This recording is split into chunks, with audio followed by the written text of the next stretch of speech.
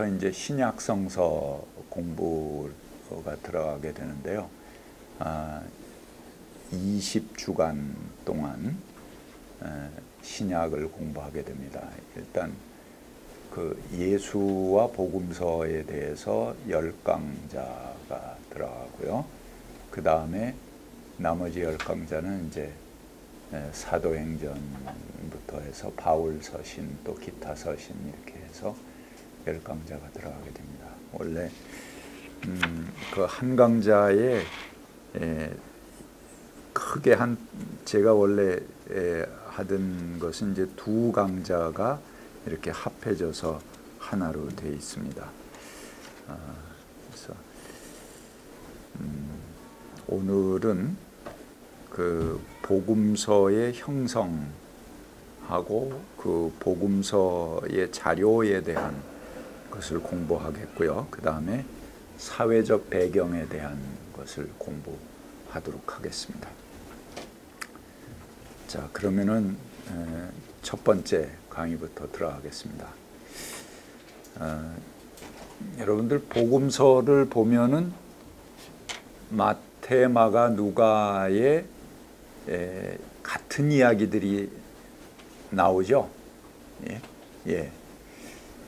그래서 왜 그 같은 얘기들이 나올까?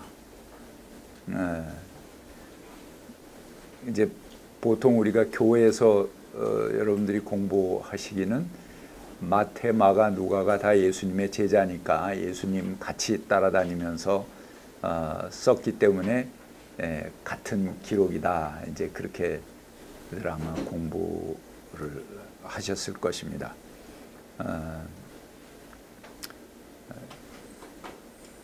근데 복음서가 기록된 것은 예수님의 제자들이 모두 세상을 떠난 다음에 그 다음에 한참 후에 기록이 됐어요. 그러니까는 그 설명이 꼭 적합하지 않죠. 그죠? 그래서 그런데도 불구하고 이제 마태, 마가, 누가 이 세 복음은 우리가 같은 것들이 많이 나옵니다. 그래서 그것을 공관복음이다 그렇게 이야기를 하죠. 같은 관점에서 쓰여졌다 그렇게 말합니다. 그 다음에 요한복음은 조금 달라요. 그 예수님의 사건 순서도 다르고 그 구성 자체도 상당히 다릅니다. 그래서 요한복음은 조금 별종의 복음이다. 마태, 마가, 누가 셋은 이제 한 묶음으로 공관복음 이렇게 하고 요한복음은 별종이다. 그래서 그거를 제4복음서다 그렇게 표현을 합니다. 우리가 공생애를 3년이다 이렇게 이야기하는 것은 요한복음의 일정을 따른 것입니다. 요한복음에 보면은 6월절을 여러 번 올라가시니까 그래서 이제 공생애 3년이다 이렇게 하는데 공관복음서는 공생애가 1년 반입니다. 그리고 요한에서 예수님의 사역은 예루살렘 그 주변입니다. 그렇지만 공관복음서는 갈릴리이죠. 갈릴리 호숫가 그리고 예수님의 고향인 나사렛 거기가 중심이 되고 마지막 일주일만 예루살렘에 와서 보내시는 것으로 되어 있습니다. 요한복음은 예수님께서 성전 숙청하신 이야기가 요한복음 2장에 나옵니다. 1장은 뭐 서론적인 거고요. 첫 번째 사역이 그러니까 예수님의 그 성전을 숙청하시는 것으로부터 시작이 되는 그런 거죠. 근데 공관복음서에는 어디 나옵니까? 맨 마지막에 예루살렘에 입성하셔서 그 마지막 일주일을 시작하실 때 숙청하신 걸로 나오죠. 그러니까는 순서가 많이 다릅니다.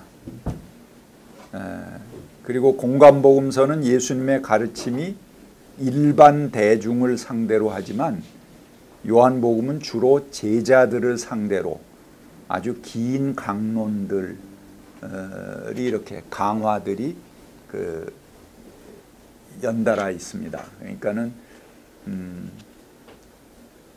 상당히 그 별종의 복음이다 이렇게 볼 수가 있습니다. 자, 그러면은 왜 공관복음서는 이렇게 같을까?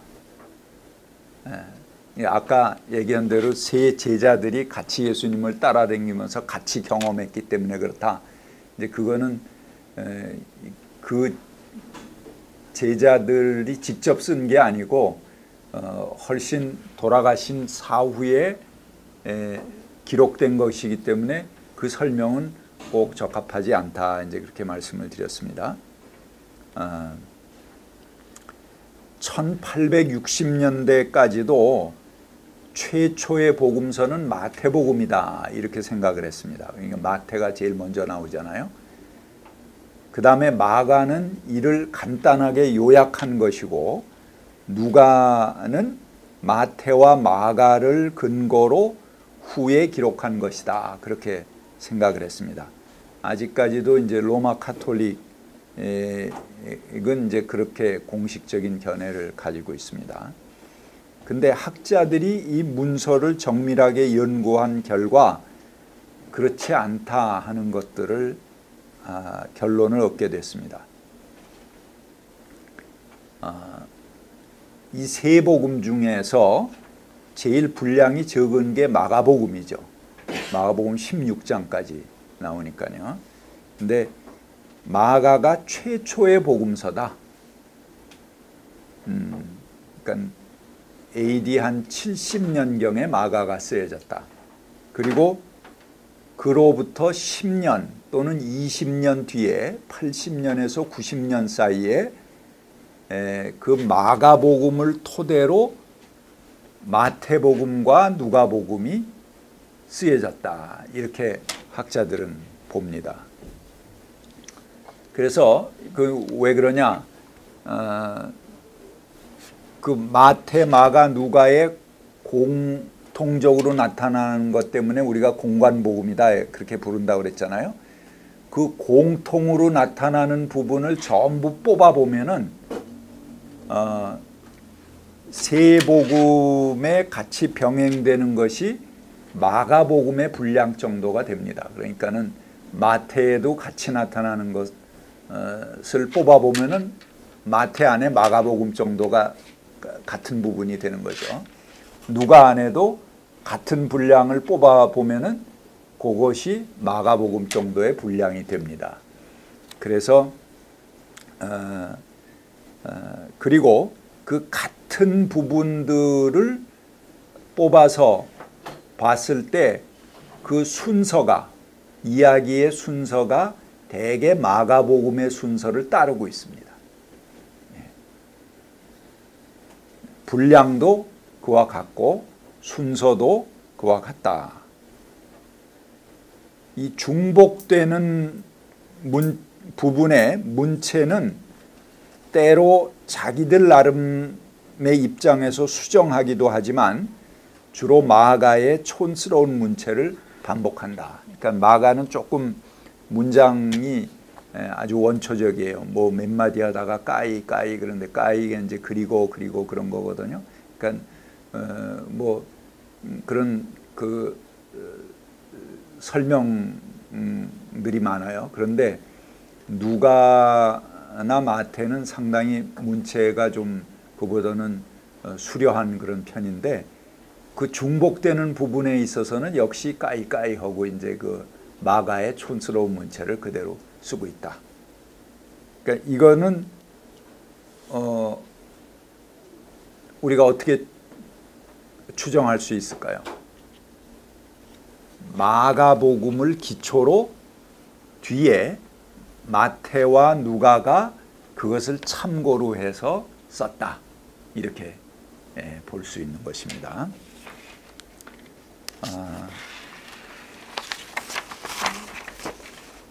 자, 그 다음에 마태복음과 누가복음에서 공통된 부분, 아까 이제 같이 나오는 기사 공통된 부분을 빼면은 그게 뭐가 나온다 그랬죠? 마가복음이 나온다 그랬죠? 근데 마가복음 외에 마태와 누가의 또 공통적으로 나타나지만 마가는 아닌 것이 있습니다. 좀 얘기가 복잡하죠? 자, 여기 밑에 그림이 있습니다. 2페이지 밑에 그림이 있는데요. 마태복음과 누가복음에서 공통적으로 나오는 것을 뽑으면 뭐예요? 마가복음이 나온다고 그랬죠? 근데 두 복음의 공통 자료이긴 한데 마가복음 아닌 자료가 공통적으로 나타나요. 양쪽에. 그것을 뭐라 그러냐면 Q 자료다. Q는 ���레 그런 말인데 뭐냐면 어록이다 이제 그런 말입니다. 그러니까 예수님의 어록, 가라사대 뭐 예수께서 이렇게 말씀하셨다 그러고 예수님의 말씀을 기록한 책입니다. 그것을 Q다 이렇게 이야기를 하는데요. 그 예수님의 어록집이 마태와 누가에 공통적으로 나타납니다. 근데 Q는 지금 없어요. 마가복음은 지금 있죠. 그래서 여기 지금 있는 자료는 이렇게 별도의 책으로 있는 건 제가 네모로 표시를 했고 동그라미로 표시하는 건 그냥 우리가 이 자료들을 통해서 추정할 수 있는 책입니다. 지금은 책으로 없는 것입니다. 그래서 두 복음서 마태와 누가의 공통으로 나타나지만 마가복음은 아닌 자료 그걸 뽑아보니까 예수님의 말씀을 어록을 기록한 것이다.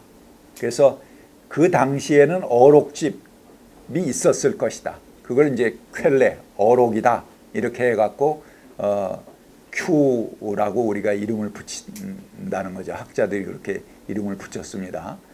그래서 Q 자료 이렇게 했는데 그것은 지금 현존하진 않지만 어디서 찾을 수 있습니까? 마태와 누가 안에서 찾을 수 있죠. 공통으로 나타나니까. 그래서 이 마태와 누가를 집필할 때 가장 주되게 참고했던 공통자료는 뭐냐면 마가복음과 Q자료라는 것이다. 그리고 마태는 다른 어디에도 나오지 않는 자기의 특수자료가 있습니다. 이게 이제 마태복음만의 자료죠. 그래서 그건 마태의 특수자료. 누가는 또 누가의 특수자료가 있습니다. 그래서 누가의 특수자료. 이렇게 해서 네 자료가 복음서의 기본 자료가 된다 하는 거죠. 특수자료들 둘하고 마가복음 Q자료. 이것이 복음서를 구성하는 기초 자료가 된다. 그거를 통해서 이제 뒤에 마태복음과 누가복음이 쓰여졌다. 이제 그렇게 볼 수 있습니다. 자, 그래서 그 마태복음과 누가복음에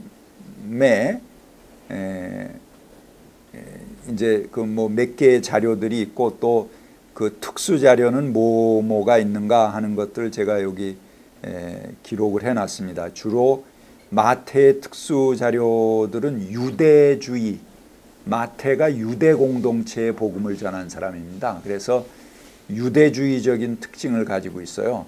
그러니까는 마태복음은 결코 유대인들이나 바리새인들을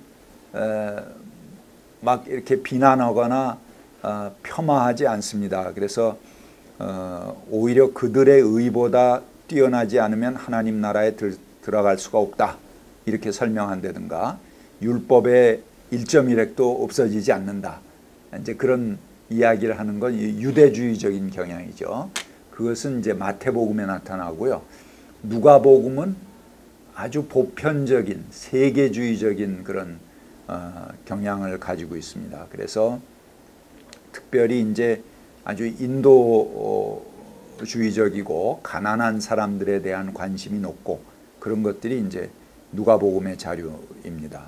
그러니까는 선한 사마리아인의 비유, 또 되찾은 드라크마의 비유. 그러니까 되찾은 드라크마, 잃어버린 드라크마죠. 탕자의 비유도 잃어버린 아들이죠. 뭐 이렇게 잃어버린 것, 소외된 것, 이런 것에 대한 관심이 많은 게 이제 누가복음입니다. 그 다음에 불의한 청지기의 비유, 부자와 거지 나사로의 비유, 뭐 세리 삭개오, 과부와 재판관, 이렇게 주로 약자들에 대한 어떤 관심을 보이고 있는 것이 이제 누가의 특수자료들이다, 이렇게 볼 수가 있습니다. 자, 공관복음의 네 자료는 제가 설명드렸고요. 그래서 각 네 복음서가 집필된 연대를 보면은 마가복음은 아까 주후 70년대다 이렇게 말씀드렸죠. 갈릴리 공동체, 이제 나사렛하고 예수님 태어나신 고향 갈릴리 호수 있는 그 주변의 공동체에서 농촌 공동체입니다. 거기서 발현된 것이 이제 마가복음이다. 그 다음에 마태복음은 주 80에서 90년대의 유대인 공동체, 그래서 유대주의를 아주 강하게 거기 품고 있다. 누가는 주 80에서 90년대의 이방인 공동체에서 쓰여졌고 세계주의에 대한 그런 이상이 높다. 요한복음은 주 100년경입니다. 그리고 요한 공동체에서 쓰여졌는데요. 이것은 초대교회에 새롭게 나타난 이단인 영지주의와의 싸움 속에서 형성됐고 성육신을 강조하는 그런 신학을 가지고 있는 것이 이제 요한복음입니다. 자, 이것들은 이제 각 복음서별로 자세하게 이제 공부해 나갈 겁니다. 자, 이 셋이 공통적으로 나타나는 자료를 여러분들 성경 가져오셨나요? 오셨나요? 성경 가져오신 분들은 꺼내 보시기 바랍니다. 공통적으로 나타나는 것을 뭐라고 그럽니까? 요즘 병행귀다 이렇게 얘기하죠. 그러니까 그 마가복음 성경을 가지신 분들은 마가복음을 펴 보십시오.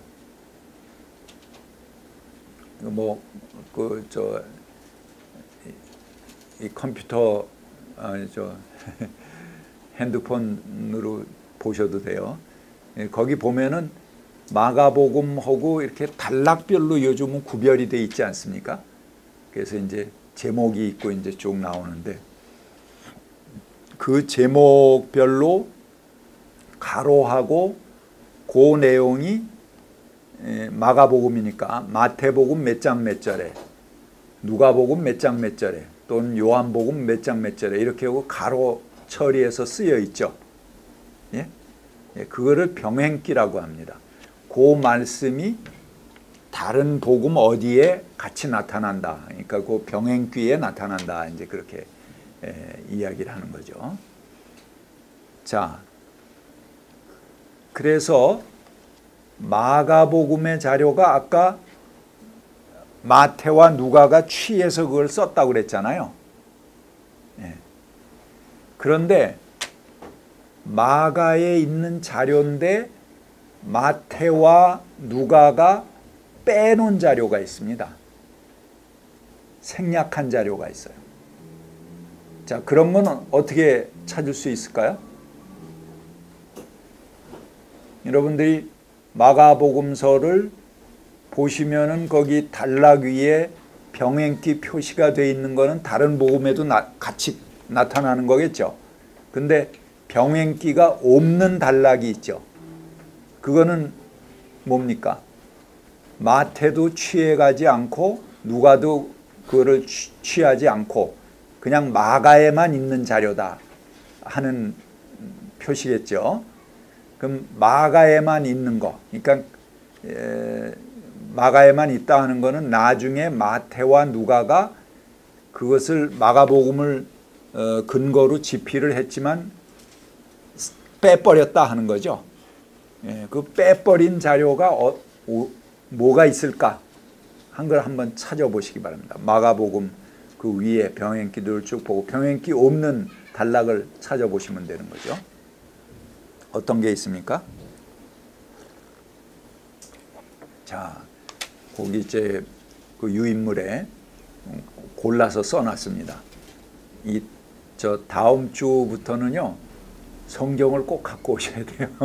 그래서 성경 공부하는데 주로 이제 찾아보고 비교해 보는 게 많을 겁니다. 특히 공관복음서는 이 공관복음서에 굉장히 재밌어요. 공부하는 게. 저는 이제 재밌게 강의를 잘 못하는 사람입니다. 그냥 별로 이렇게 유머러스하지도 않고 딱딱한데요. 근데 이 복음서 공부는 굉장히 재밌습니다. 왜 그러냐? 마태, 마가, 누가가 자기들이 집필했지만 뭐 그냥 의도 없이 한 게 아닙니다. 그게 어느 한 사람이 했다기보다 그 공동체에서 오랫동안 구전으로 그거를 내려오면서 쓰던 거거든요. 그러기 때문에 그 공동체의 의지가 담겨져 있는 것입니다. 그러니까 마가복음을 마태와 누가가 각각 옮겨서 썼다. 그것을 기초로 해서 썼다 하더라도 똑같이 쓰지 않아요. 마태는 마태 공동체의 입장으로 그 말씀을 조금 수정할 건 수정하고 변형할 건 변형해서 써놓습니다. 누가는 누가 나름대로 자기의 입장대로 그거를 그대로 카피하는 게 아니고 수정해서 옮겨놔요. 그것을 비교해 보면은 각 공동체의 뚜렷한 입장이 아주 과학적으로 드러납니다. 그게 성경 공부하는 묘미예요. 2000년 지났잖아요, 지금. 근데 2000년 지났는데 조사하면 다 나와. 그 자료를 그 당시에 쓴 그 집단에서 왜 이 자료를 이 단어를 이 단어로 바꿨는지, 왜 이 단어는 빼버렸는지 그 이유들이 다 분명하게 나타나는 겁니다. 그러니까는 여러분들이 그냥 뭐 이렇게 큐티할 때 지 멋대로 생각을 해갖고 이게 뭐냐 하고 뭐 그 뜻을 자기 나름대로 상상하고 뭐 자기 현실에 대입하고 그거는 사실은 그냥 상상력이잖아요. 근거가 없어요, 별로.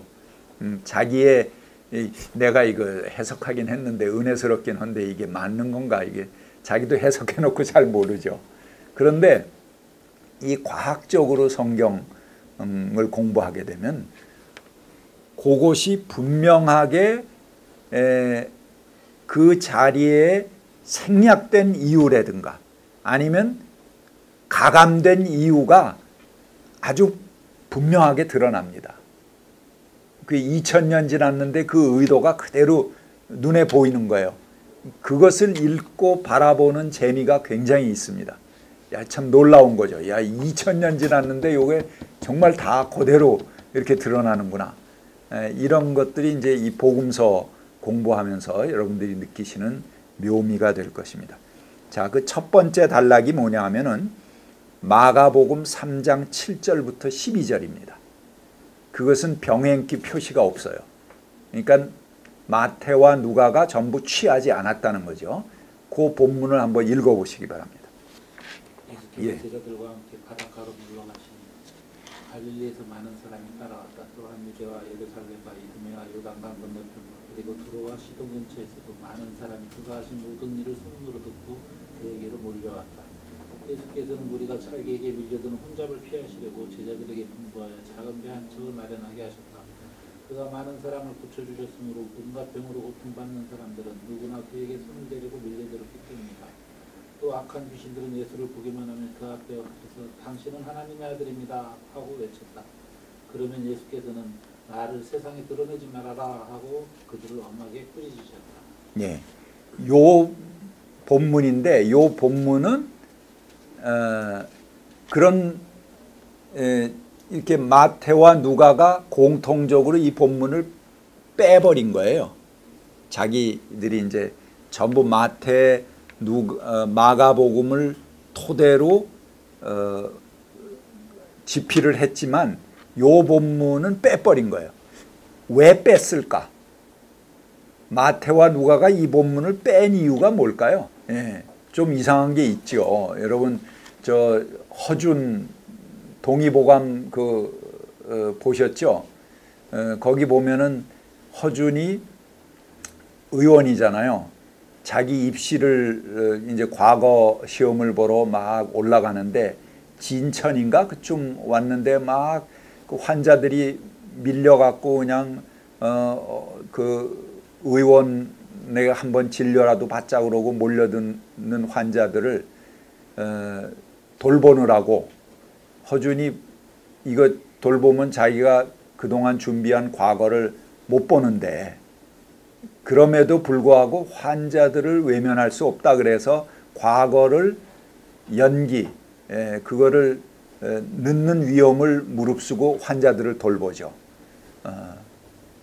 그래서 결국은 과거를 놓치게 되죠. 그 사실은 그게 의원의 자세죠. 그렇죠? 근데 여기 예수님은 어떻게 했습니까? 예수님도 똑같이 환자들이 막 몰려왔죠. 그래서 예수님 한번 입소문을 듣고 그에게로 몰려왔어요. 많은 사람들이. 그래서 무리가 자기에게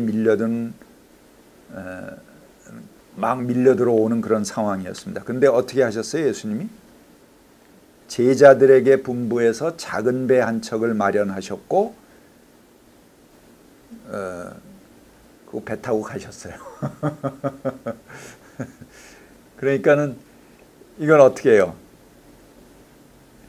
좀 덕스럽지 못하죠. 그러죠? 허준 얘기에 비하면은 예수님이 그 환자들을 돌봐주셔야지. 그 너무 혼잡을 피하려고 작은 배를 마련해서 다른 데로 옮기셨다. 뭐 이렇게 부드럽게 써놨지만 아무튼 그 현장을 피하신 게 되잖아요. 그러니까는 이거는 덕스럽지 못하다 이렇게 생각이 돼서 마태와 누가가 공히 이 본문은 빼놓은 겁니다. 다 이유가 있어요. 그냥 빼놓은 게 아닙니다. 그 다음에 이제 거기 병행기 표시를 보면 마가복음 4장 26절부터 29절까지의 병행기 표시가 없는데 그것은 사실은 그 앞에 나오는 그 비유를 쭉 설명하는 단락 중에 하나 포함되어 있는 겁니다. 그러니까는 그거 자체를 생략했다고 볼 수는 없어요. 그 앞에 단락을 쓰는 과정에서 이게 지금 그 병행기 표시를 하는 분이 우리 새번역 성경을 하면서 사실은 그거를 이렇게 별도의 단락으로 빼놔서 그런데요. 그 앞에 비유를 설명하는 거에 포함되는 단락이기 때문에 그거는 뺀 부분은 아닙니다. 그 다음에 두 번째 세 부분이 생략되어 있어요. 근데 두 번째 생략된 부분이 마가복음 7장 31절부터 37절입니다. 그것도 한번 읽어주세요.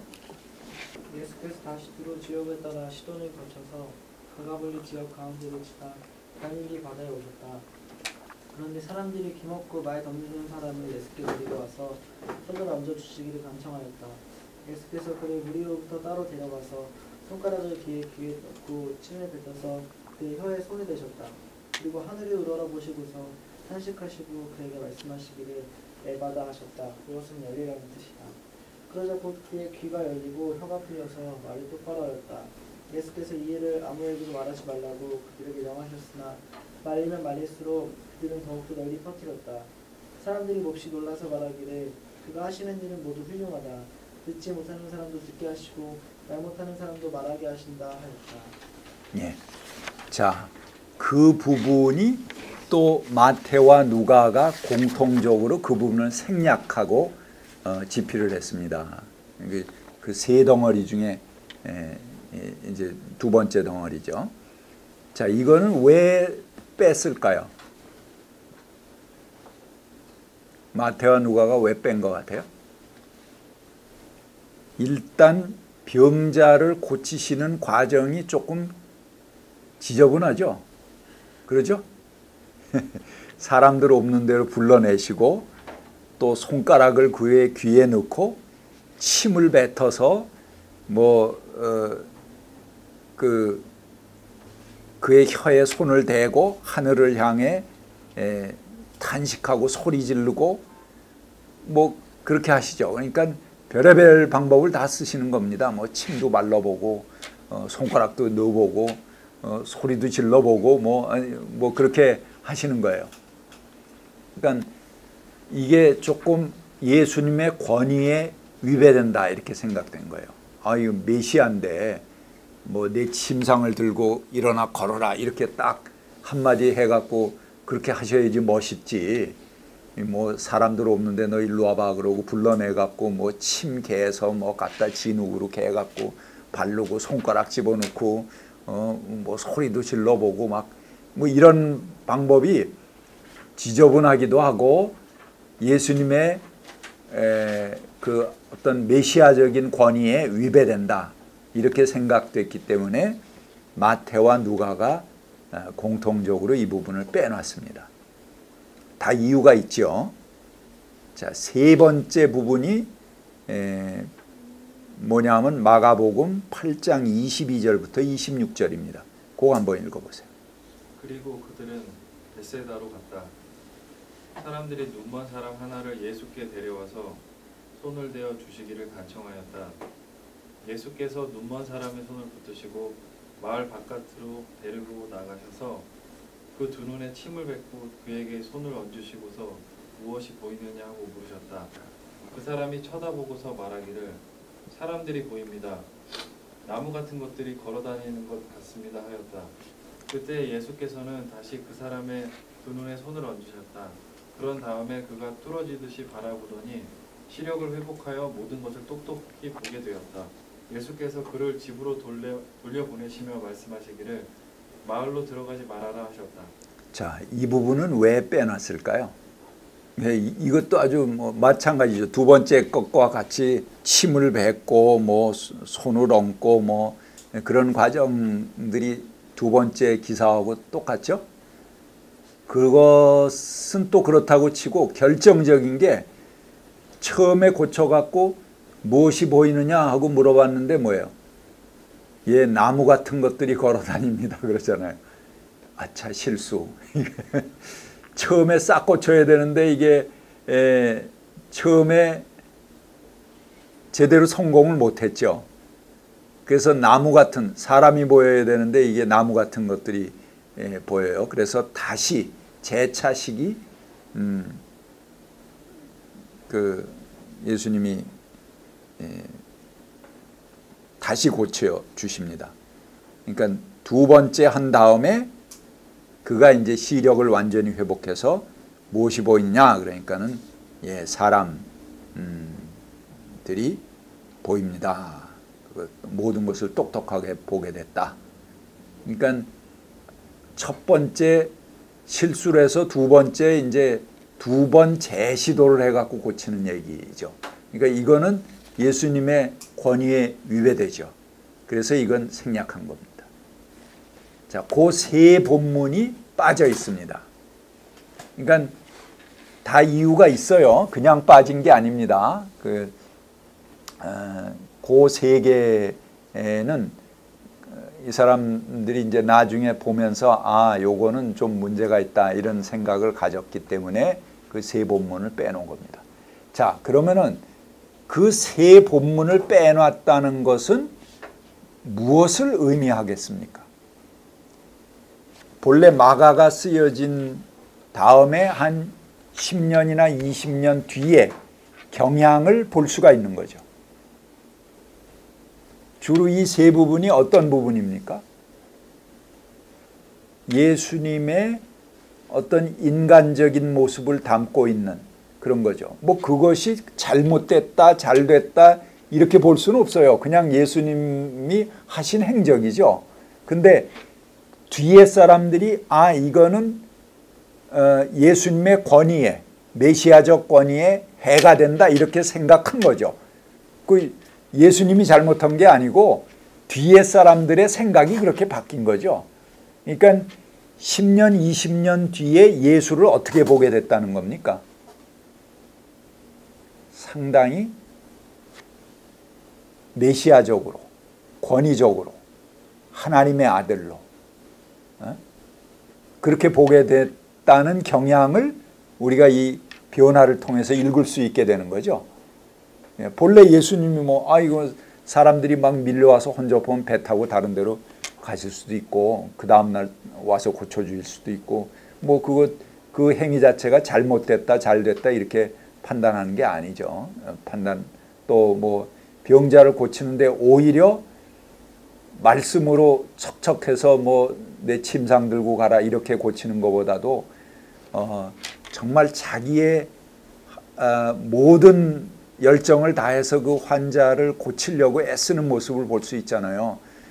침을 개서 발라보기도 하고 손가락도 넣어서 비벼보기도 하고 하늘을 보고 소리도 질러보고 기도도 하고 이렇게 하는 그 예수님의 열정, 그 환자를 고치려고 어떻게든지 그를 낫게 하기 위해서 애쓰시는 모습, 이것이 제가 볼 때는 더 사랑스러워. 오히려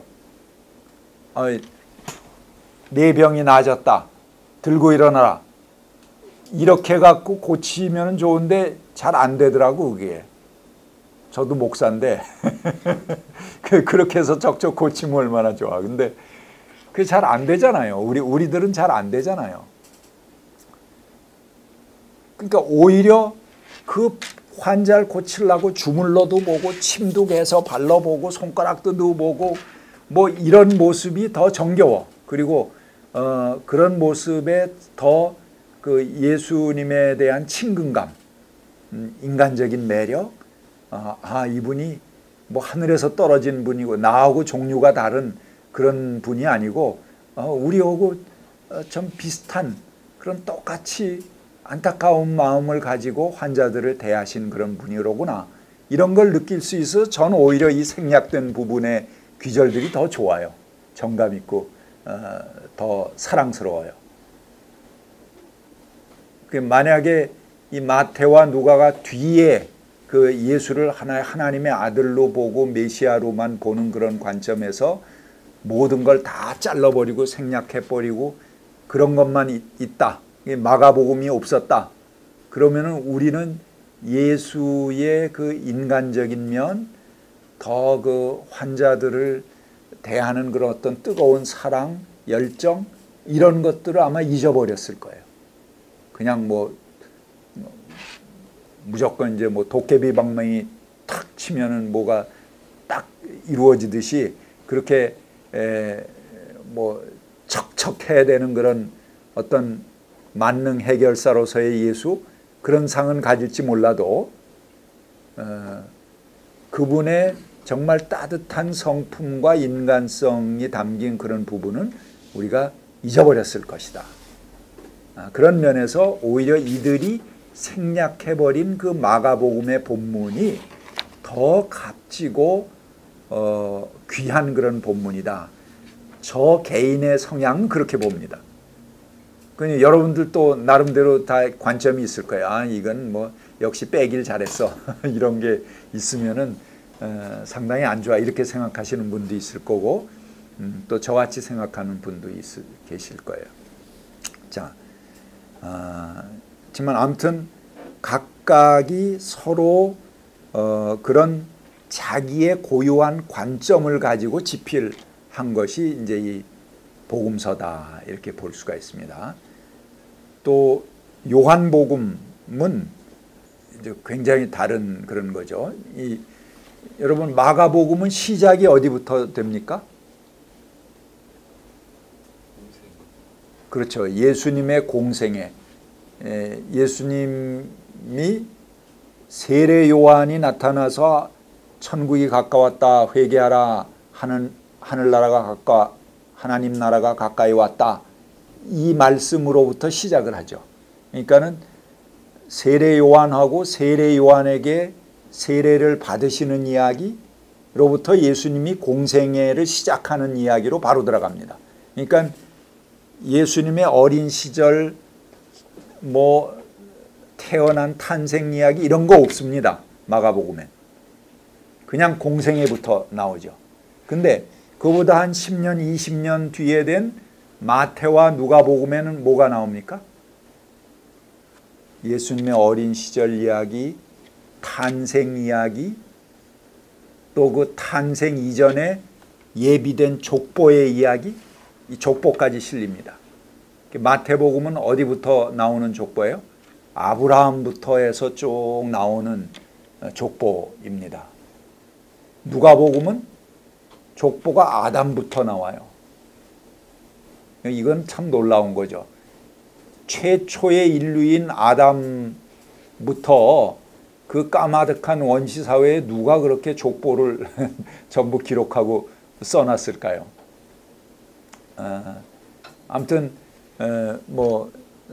상당히 좀 미스테리한 그런 족보죠. 그러니까 이 족보는 굉장히 이데올로기적인 그런 의미가 담겨 있는 족보입니다. 여러분 그 아브라함부터 나오는 그 마태복음에 나오는 족보는 어디서부터 어디까지가 14대요. 어디부터 어디까지가 14대요. 이렇게 14대 쫙쫙 또 갈라놨어요. 하나님이 뭐 이렇게 사람을 보내실 때 14대 이렇게 뭐 제도해서 무슨 뭐 순혈하듯이 14대는 어떤 종류의 사람을 쫙 보내고 14대는 또 어느 종류, 14대에 이제 완전 숫자 7 곱하기 2 그래갖고 완전하다 이제 그런 의미를 갖는 거죠. 그렇게 보내신다면은 뭐 이 굉장히 그 계획적인 거죠. 그런데 실제 우리가 뭐 그렇게 보기는 어렵잖아요. 그러니까는 그 족보가 상당히 이데올로기적인 거다. 그렇게 볼 수가 있습니다. 그러니까 뭔가 그 족보를 이야기하면서 예수가 어떤 분이라는 것을 그 족보 자체로 이야기하고 싶은 거죠. 그건 이제 나중에 어린 시절이나 족보 이야기를 하면서 제가 구체적으로 보겠습니다. 뭐 결정적으로는 쭉 그렇게 남자들로 내려오는 족보를 얘기했는데 예수님은 또 어떻게 태어나셨어요? 동정녀를 통해서 태어나셨어. 그러니까 남자들 족보 위에 쓴 거는 다 무리야. 소용없는 족보죠. 예? 그 소용없는 족보를 왜 이렇게 장황하게 써놨을까요? 이제 그런 것들이 전부 그 족보 자체가 이제 뭐 하나의 메시지를 주고 있는 거죠. 그래서 그런 어린 시절 이야기, 탄생 이야기, 또 그 이전의 조상들의 족보 이야기까지 예수의 탄생을 물고 들어가는 겁니다. 그러니까 만약에 그 족보 이야기가 없었다면 예수님은 그냥 팔레스타인 그 지역에 태어나신 분일 거예요. 그러나 그 족보가 있으므로 구약의 모든 인물들과 연관성을 맺어 들어가는 거잖아요. 그리고 그분들에 의해서 예언되고 약속되어진 예수 그리스도다라는 것을 강하게 입증하고 그것을 증빙하는 그 자료가 바로 족보라고 볼 수 있죠. 그러니까 굉장히 신학적으로는 중요한 의미를 갖는 것이 족보입니다. 자, 그래서 마태와 누가는 예수님의 어린 시절과 탄생 이야기 또는 구약 시대로부터 연결된 탄생이었다 하는 그런 의미의 그 어린 시절 이야기부터 이제 소급해서 올라가죠. 요한복음은 어디까지 소급합니까? 태초죠. 태초에 말씀이 계셨다. 그 말씀이 하나님이셨다. 근데 그 말씀이 육신이 되어서 우리 가운데 거하신다. 그러면서 태초로 예수님을 소급해 올라갑니다. 그러니까 예수님이 어떻게 됩니까? 마가복음은 이제 70년대, 그 다음에 80년대, 100년대 이런 마태와 누가가 된 80년대, 90년대, 그 다음에 요한이 된 100년대, 이렇게 70년대, 80년대, 100년대 요 한 30년 어간에 벌써 예수라는 인물이 어떻게 되고 있습니까? 마가복음엔 공생애부터 나오는데 여기는 어린 시절, 탄생 이야기 뭐 이런 것들이 덧붙이고 여기는 아예 태초로 가는 거죠. 그 30년 어간에 굉장히 많이 변화가 생기게 되죠. 어떤 변화가 이루어집니까? 예수는 그냥 인간이 아니다. 하나님이시다. 예수의 신성, 하나님의 아들이다 하는 그런 예수의 신성을 강조하고 그의 메시아성을 강조하는 의미로 점점 신격화되는 거죠. 그런 모습을 볼 수가 있습니다. 그렇죠? 네. 거기 제가 그 역사적 예수를 찾고자 하는 세 차례 탐구라는 것을 써놨습니다. 이게 조금 여러분들이 신학을 접하지 않으신 분들은 조금 이해하기 어려울 수도 있는데요. 그 글을 이제 나중에 찬찬히 읽어보시면 좋겠습니다. 그 역사적 예수라는 말 자체가 여러분들에게 조금 낯설지 모릅니다. 이건 뭐냐 하면은 역사적 예수는 팔레스타인 또 예수님이 태어나셔서 이제 태어난 기점을 우리가 원년으로 삼고 33년 동안 또는 뭐 31년 아까 공관복음을 따르면 31세 뭐 그 어간에 예수님이 한 30년 사셨다. 이렇게 봤을 때 그 시간과 공간 안에 활동했던 리얼한 예수의 모습을 역사적 예수다 우리가 이렇게 보는 겁니다. 근데 뒤에 덧붙여진 예수를 이제 점점 여기 마가복음이 쓰여진 것만 해도 예수님이 돌아가시고 40년이 지난 다음에 쓰여진 거죠.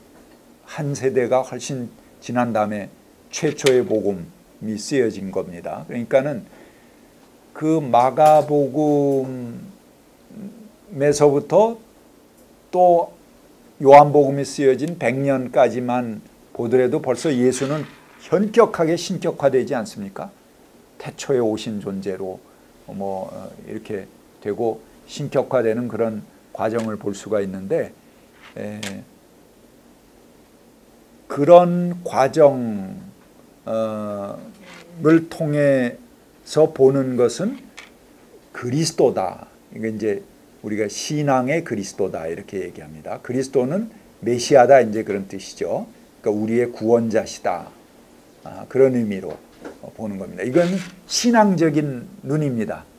그러니까 유대인들이 예수에 대해서 누가 메시아가 나타나서 우리를 구원해 줄 거다 하는 신앙을 가지고 있었잖아요. 메시아 신앙. 그 메시아 신앙이 바로 예수 저분이다 이렇게 본 거죠. 그러니까는 그들이 바라던 신격화된 그런 메시아로서의 예수를 보는 것은 신앙의 그리스도다 이렇게 이야기를 합니다. 그러나 역사적으로 그 시대에 정말 활동했던 리얼한 예수, 그거는 역사적 예수다 이렇게 구분해서 보는 거죠. 그러니까는 예수 그리스도 우리가 이렇게 부를 때 이거 두 가지가 같이 결합된 말입니다. 예수 그러면 실제 역사의 예수고 그리스도 그러면 우리가 바라보는 그런 신앙의 대상으로서의 예수입니다. 그 두 가지가 같이 붙어 있는 거죠. 근데 신앙의 그리스도가 이 역사적 예수를 떠나 있으면 굉장히 공허한 거예요. 그런 그 하나의 도깨비 노름 같이 될 수 있는 거죠. 역사적 예수로부터 유래해야 되는 것이고, 또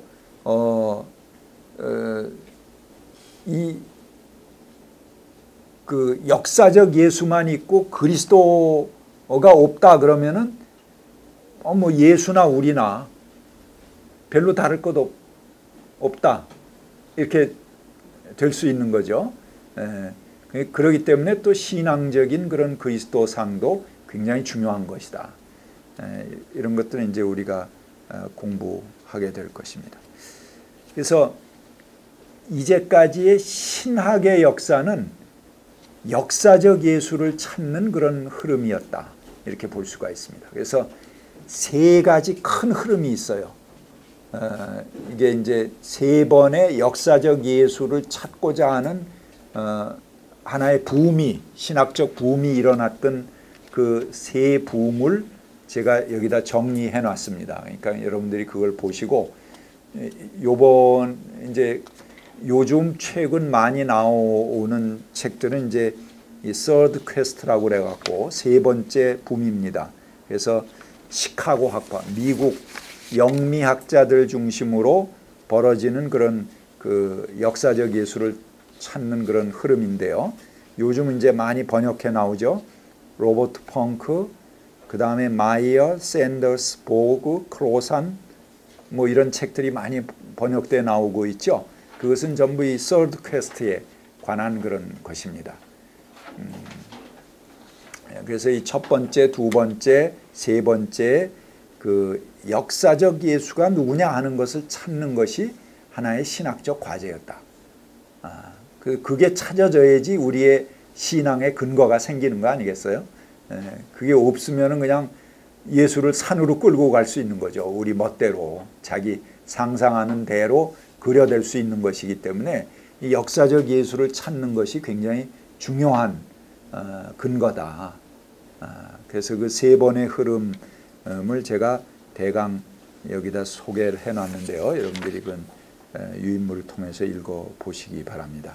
그리고 그 안병무 선생님의 그 사건을 통해서 예수를 만나는 그런 민중신학적 관점도 제가 소개를 해놨습니다. 또 참고해 보시기 바랍니다.